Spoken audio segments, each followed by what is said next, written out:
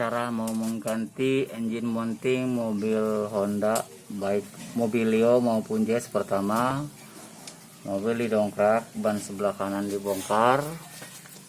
Setelah itu mesin digantung. Itu kita posisi dongkraknya atau mengganjalnya pas di karter posisi. Setelah itu mounting ini kita bongkar.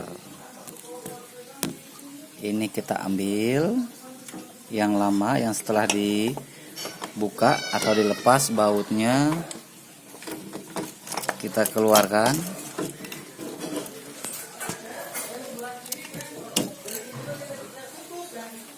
Setelah itu kita ambil yang baru, guys.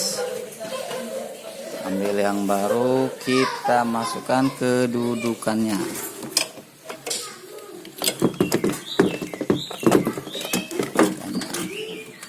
Nah, setelah cocok semua baut dipasangkan, guys, ke sini, guys.